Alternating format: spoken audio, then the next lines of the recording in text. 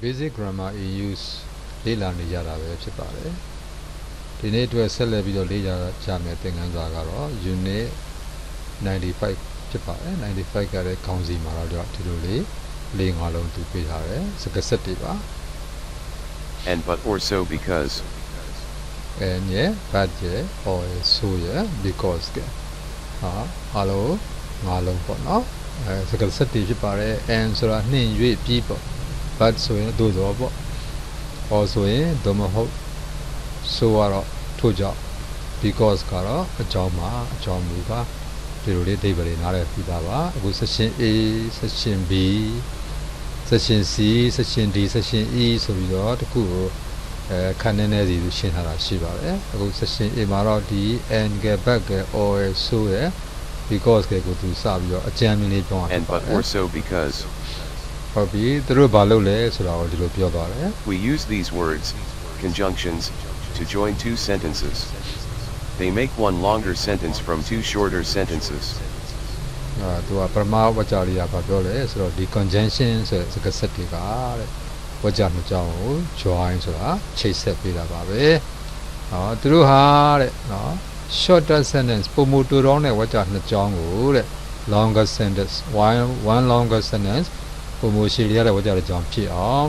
သူတို့ဆောင်ရွက်နိုင်စွမ်းရှိပါတယ်ဆိုတာလေးကိုဒီမှာ sentence A sentence B နှစ်ကြောင်းသူ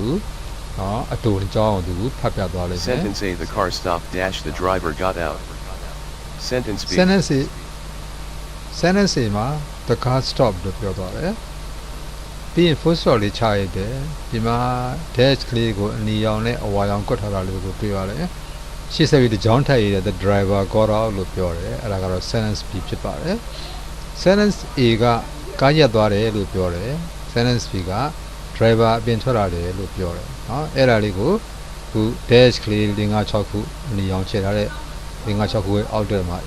andဆိုတာလေးနဲ့ချိန်လိုက်တယ်အငယ်ရှိမှာ comma လေးတစ်ခုခံထားတာတွေ့ရတယ်အဲ့ဒါလေးကိုသူကဝကြအတူတစ်ကြောင်းကိုတစ်ကြောင်းလေးဖြစ်အောင်ပေါင်းလိုက်တဲ့အခါမှာဝကြအရှိတစ်ကြောင်းဖြစ်လာတယ်ပေါ့နော် the car stopped and the driver got out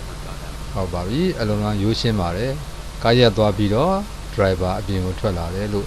ရေးသွားတာဖြစ်ပါတယ် and ကဒီ sentence တစ်ခုကိုချိတ်ဆက်ပြီးတော့ဝကြရှိတဲ့ကြောင်းဖြစ်အောင်ဖန်တီးပေးသွားပါပြီသူဒီ conjunction စကားဆက် and ဖြစ်ပါတယ်ဟို section B မှာကတော့သူကသုံးလုံးအကြောင်းသူပြောမယ် and ရယ် but ရယ် or ရယ် and ပါ slash but slash or ဒီမှာ and တို့ but တို့ or တို့နဲ့ချိတ်ဆက်လို့ရှိရင်များသောအားဖြင့် compound sentence ဆိုခေါ်တဲ့ sentence တွေဖြစ်လာပါတယ်သူက simple sentence နှစ်ကြောင်းကိုချိတ်နိုင်စွမ်းရှိသောစကားဆက်သုံးလုံးဖြစ်ပြီးတော့သူတို့နဲ့ချိတ်လို့ရှိရင် compound sentence ဖြစ်တတ်ပါတယ်ဒီဘက်မှာအလီရောင်လေးက sentence A ညာဘက်ကအလီရောင်လေးက sentence B A ဝကြ B ဝကြကိုသူကအလယ်မှာ and bud but or နဲ့ချိတ်ထားတာလေးကိုတပေါင်းနဲ့ပအောင်ထည့်ပြီးတော့သူဖတ်သွားပါလိမ့်မယ် we stayed home and we asterisk watched TV ဟုတ်ပါပြီ we stay home and we watch TV မှာ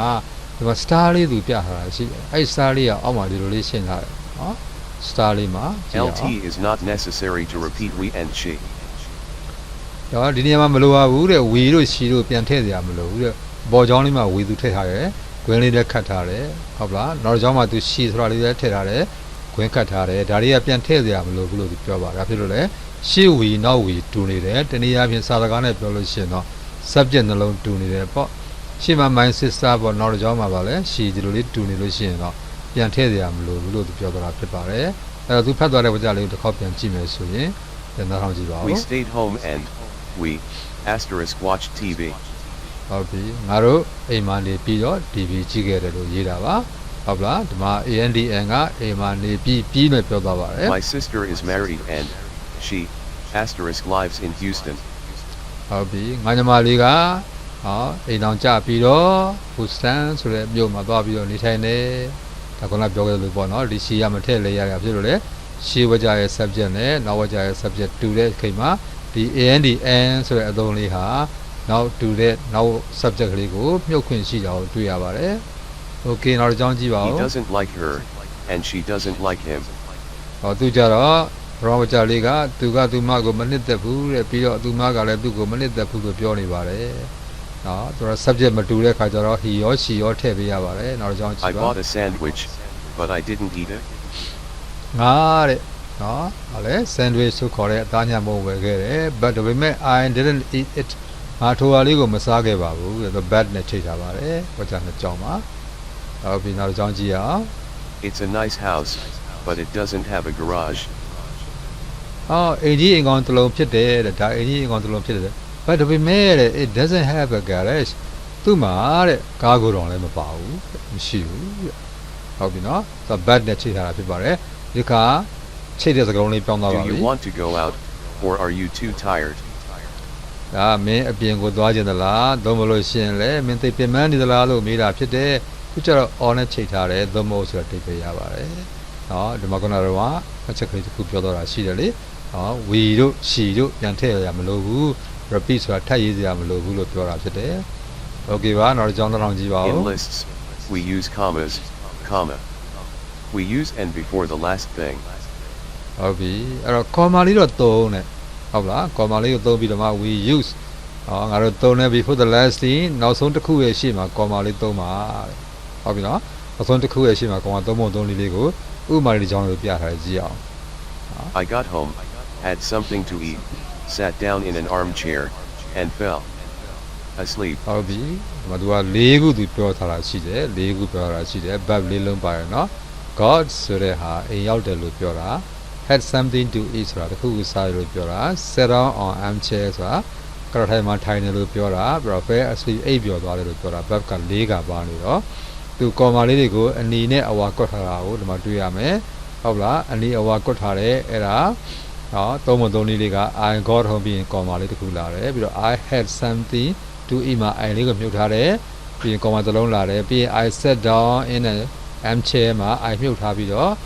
ငါကရထိုင်မှာထိုင်လာလို့ပြောသွားတယ်ပြီးရင် comma လေးတစ်ခုသူပြန်လာတယ်ပြီးမှ and နဲ့ချိန်ပြီးတော့ fell asleep အိပ်ပျော်သွားတယ်လို့ပြောတဲ့အခါမှာနော်ဒီလိုလေးသူကဟုတ်လား and ကိုသုံးတဲ့အခါမှာ we use and ငါတို့ and ကိုသုံးတယ် before the last thing နောက်ဆုံးတစ်ခုရဲ့ရှေ့မတိုင်ခင်မှာဆိုတော့နောက်ဆုံးတစ်ခုက fell asleep လေအဲ့တော့ fell asleep ဆိုတဲ့ verb ကရှေ့မှာသုံးသွားတယ် and ကိုသုံးသွားတယ်ဆိုတာကိုတွေ့ရပါတယ်နော်ရှေ့အရာတွေတော့ comma လေးနဲ့ punctuate လုပ်ပေးလိုက်ပါ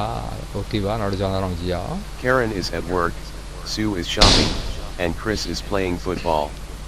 Karen ကအလုပ်မှာရှိတယ် comma လေးခံထားတယ် Sue ကဈေးဝယ်နေတယ် comma လေးခံထားတယ်ပြီးမှ Chris is playing football Chris ကတော့ဘောလုံးကစားနေတယ်သူအကြောင်းက3ခုပါ Karen အလုပ်မှာရှိကြတယ် Sue ဈေးဝယ်တာရယ် Chris ဘောလုံးကစားတာရယ်3ခုမှာနောက်ဆုံးတစ်ခုရဲ့ရှေ့မှာ and နဲ့ချိန်ရတာတွေ့ရှိရပါတယ် okay ပါအခု section C ဘက်ကိုကူးမယ်သူက so အကြောင်းဖြစ်သွားပါပြီ So, the result of something. တခုခုရဲ့ result ရလဒ်ကလေးကိုပြောခြင်း so နဲ့ချိန်ပေးတယ်ဒါကတော့ sentence A ကိုပြောမယ် Sentence A. ဟောဒီဘက်ကတော့ sentence B ကိုပြောမှာဖြစ်တယ် Sentence B. ဟုတ်ပြီ A B တခါတည်းချိန်ပြီးတော့ so နဲ့တွဲချိန်ပြီးတော့ကြောင်းလုံးဖတ်ကြည့်ရ It အောင် was very hot, so I opened the window. သိပ်ပူတယ်ထိုးကြောင်းငါဗြိမောက်ဖွင့်တယ်လို့ပြောနေတာနောက်တစ်ကြောင်းနောက်အောင်ကြည့်မယ် Joe plays a lot of sports, so he's very fit. ဂျိုးအားကစားတွေတအားပဲကစားတယ်ဒါကြောင့်သူသိပ်ပြီးတော့ကြန့်ခိုင်မှုရှိတယ်လို့ပြောတာဖြစ်တယ်နောက်တစ်ကြောင်း so လေးကိုတစ်ချက်ကြည့်ဦး so နဲ့ချိန်ဦးမယ် They don't like to travel, so they haven't been to many. ဟုတ်ပြီ places. သူတို့ခရီးသွားတာမကြိုက်ဘူးဒါကြောင့်သူတို့ပါလေသူတို့နေရာမြောက်အများကိုသူတို့မရောက်ဘူးလို့အဓိပ္ပာယ်ပြောတာဖြစ်တယ်ဒါတော့ so နဲ့ချိန်တဲ့ချိန်ပုံချိန်လေးတွေပါအခု section D ဘက်ကိုကူးလို့ရှိရင်စကားစကလေးချိန်တာလေးပြောင်းသွားအောင်မယ်တစ်လုံးကြည့်အောင်ဘယ်စလုံးပါလဲ Because, the reason for something. the reason for something သူကတော့တစုံတရာအတွက်အကြောင်းအရာတွေအကြောင်းရင်းတွေကိုဖော်ပြတာဖြစ်ပါတယ်ဒါကတော့ sentence A လေးကိုသူပြောရမယ် Sentence A. ပြီးရင်ညာဘက်ချက်မှာ sentence B လာပါလိမ့်မယ် Sentence B. ဟုတ်ပြီနှစ်ကြောင်းလုံးကိုပေါင်းပြီးတော့ because နဲ့ချိန်ထားတာလေးကိုကြည့်ကြစို့ I opened the window because it was very hot. ငါဗြိမောက်ဖွင့်လိုက်တယ်အကြောင်းမှာတိတ်ပူလို့ပါပဲနောက်တစ်ကြောင်း because နဲ့ချိန်တာလေးကြည့်အောင် Joe can't come to the party because he's leaving town. ဂျိုးပါတီပွဲမလာနိုင်ဘူးအကြောင်းကတော့သူမျိုးကထွက်သွားလို့ဖြစ်ပါတယ်သူမျိုးမှာမရှိတော့ဘူးပေါ့နော်ခရီးသွားနေတဲ့ဘောပါပဲနောက်တစ်ကြော Liz င်း is မှာ hungry because he didn't have breakfast. Liz ကစားနေတယ်တဲ့အကြောင်းကတော့သူပါလေ breakfast မနေ့စာမစားသေးဘူးစာပြေမစားသေးဘူးလို့ပြောတာဖြစ်တယ်နောက် because ကြောင်းနည်းနည်းလေးထပ်ပြီးတော့ ကွန်ထားတာရှိတယ်နောက်တော့ကြည့်ပါ Because is also possible at the beginning. We use a comma. ဟုတ်ပြီ because ကိုဝကြထိတ်မှာအစမှာစပြီးတော့ရေးနိုင်တယ်ရေးလို့သုံးလို့ရတယ်အဲ့ဒါဆို comma လေးသုံးပါတဲ့နော်ဒီမှာသူတို့ကြောင်းသုံးပြသွားတယ် because ဆိုတာလေးကြည့် Because it was very hot, I opened the window. very hot ပြီးရင်သူဘာလုပ်ထားလဲ comma လေးထပ်ထားတာတွေ့လိမ့်မယ် comma နဲ့ပန်ကျွေးလုပ်ပေးထားတာတွေ့လိမ့်မယ်ဗရင်မောဟုတ်လားဖွင့်တဲ့အကြောင်းလေးကိုအကြောင်းရင်းလေးကိုပြောတာပါသိပူတဲ့အတွက်ကြောင့်မလို့တဲ့ငါဗရင်မောဖွင့်လိုက်ပါတယ်ဟုတ်ပါပြီ section E ဘက်ကိုကူအောင် section E ရဲ့ရှင်းလင်းချက်ကလေးကအစိမ်းအောင်လေးနဲ့ In these examples there is more than one conjunction. ဒီ example တွေမှာတဲ့နော် one conjunction အောက်ကလာမဲ့ example တွေမှာ conjunction စကားစက်ကတစ်ခုတည်းမကပါတယ်ဆိုတာလေးရဲ့တတိထားကြအောင်လို့ဒီပြောတာနော်ကြည့်ကြည့်အောင်တစ်ခုတည်းမကပိုး It ပါမ was ယ် late and I was tired, so I went to bed. ဟုတ်ပြီနောက်ကြနေပြီပြီးရင်ငါတအားပြင်မှန်းနေတယ်ထို့ကြောင့်နဲ့ငါအိယာစောစောဝင်ခဲ့တယ်ပေါ့အိယာဝင်ခဲ့တယ်ပေါ့နော် literacy ကအကြောင်းအရာတစ်ခုဟို n နဲ့ချိန်ပြီးတော့ I was tired ကအကြောင်းအရာတစ်ခုတခါ so နဲ့ချိန်ပြီးတော့ I went to ဘက်ကအကြောင်းအရာတစ်ခုသုံးခုကိုချိန်ထားတာတွေ့လိမ့်မယ်ဟုတ်ပါပြီနောက်တစ်ကြောင်းဆက်ကြည့်ရအောင် I love New York, but I wouldn't like to live there because it's too big. ဟုတ်ပြီငါနယူးယောက်ကိုနှစ်သက်ပါတယ်ဒါပေမဲ့တဲ့ I wouldn't like to live there ငါအဲ့မှာမနေချင်ဘူးတဲ့ because အကြောင်းကတော့ it is too big တအားကြီးမျိုးကြီးရဲ့ကြီးလုံးကြီးလို့ဒီလိုပြောသွားတာဖြစ်တယ် but နဲ့လည်းချိန်ထားတယ် because နဲ့လည်းချိန်ထားတယ် more than one conjunction တစ်ခုလည်းပါတယ်ဆိုတာလေးကိုတွေ့ရပါတယ်ဟိုဆက်လက်ပြီးတော့လေ့ကျင့်ခန်းဘက်ကိုကြည့်မယ်ဆိုရင် 95.1 ဇယားလေးနဲ့သူကပေးထားတယ်မိကုန်းခေါင်းကြောင်းဖန်တီးထားတယ်ဘယ်ညာချိတ်ပြရမှာဖြစ်တယ်နော်ချိန်မဲ့စလုံးလေးတွေက n ရဲ့ but ရဲ့ or ရဲ့ပါနောက် 95.2 ပုံလေးနဲ့လာပါတယ်သူလည်း n but so because နဲ့သူကချိန်ရမှာဖြစ်ပါတယ်ပုံလေးတွေကိုတခြားကြည့်ပြီးတော့မှဖြည်းဖြည်းကြည့်ပြီးတော့မှအောက်ကလူချင်းကလေးကိုဖတ်ကြည့်ပါလူချင်းကတော့6ကြောင်းပဲရှိပါတယ်ပုံကလည်း6ခုပါပဲနောက် 95.3 ပါသူကတော့n နဲ့ but နဲ့သုံးခိုင်းတာဖြစ်ပါတယ်နော်သူကတော့လူချင်းက6ကြောင်းနဲ့ဖန်တီးထားပါတယ်အားလုံးပြီးသွားရင်အဖြေများနဲ့တိုက်ဆိုင်ကြည့်လို့ရတယ်ဒါသူ့ရဲ့အဖြေတွေပဲဖြစ်ပါတယ်95ရဲ့အဖြေတွေပါဟုတ်ပါပြီဒီမှာတော့ example answer လေးတွေပါတဲ့ခါကျတော့ကိုနဲ့တော့တူချင်မှတူမယ်သို့တော့သဘောတဘာဝချင်းတူတယ်ဆိုရင်တော့ကိုဖြေတာမမှားပါဘူးเนาะဒီမှာ 95.2 ကလည်း example answer ပါတယ်95.3 ကလည်း example answer လေးတွေပါတာတွေ့ရှိရပါတယ်အားလုံးအဆင်ပြေကြပါ